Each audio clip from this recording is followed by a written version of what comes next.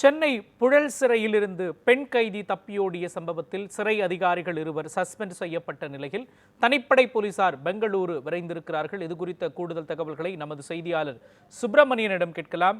சுப்பிரமணியன், புழல் சிறையிலிருந்து பெண் கைதி தப்பிய விவகாரம், அவரது பின்னணி குறித்தும் தற்பொழுது இது தொடர்பாக எடுக்கப்பட்டிருக்கிற நடவடிக்கைகள் குறித்தும் பெங்களூருக்கு தனிப்படை விரைந்திருப்பதாக செய்தி கிடைத்திருக்கிறது. இது குறித்தும் முழுமையான விவரங்களை பதிவு பண்ணுங்க.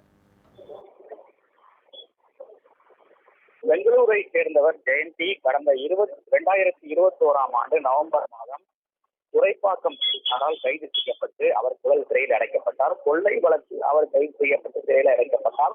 கடந்த 12ஆம் தேதி பெண்கள் சிறை பகுதியில் பார்வையாளர்கள் அறை அருகே இவர் அங்கு இருந்திருக்கிறார். அப்போது நுழைவாயில் வழியாக ஜெயந்தி தப்பி சென்று வைக்கிறார். இது தொடர்பாக சிறைத்துறையினர் துறை ரீதியான விசாரணை நடத்தி வருகிறார்கள். அதே போல புழல் போலீசார் இது தொடர்பாக வழக்கு பதிவு செய்திருக்கிறார்கள். தனிப்படை அமைக்கப்பட்டிருக்கிறது. தனிப்படை பெங்களூர் விரைந்திருக்கிறது. அவருடைய குடும்பத்தினர் இருக்கக்கூடிய பகுதிக்கு சென்று அவரை தேடக்கூடிய பணியில் தனிப்படை போலீசார் தீவிரமாக ஈடுபட்டு வருகிறார்கள். இதற்கிடையில் துறை ரீதியாக நடத்தப்பட்ட விசாரணையில் சிறை வார்டன்கள் கனகலட்சுமி மற்றும் கோகிலா ஆகிய 2 பேரை சஸ்பெண்ட் செய்து சிறைத்துறை டிஜிபி அமரேஷ் பூஜாரி உத்தரவிட்டிருக்கிறார். விவரங்களுக்கு நன்றி சுப்பிரமணியன்.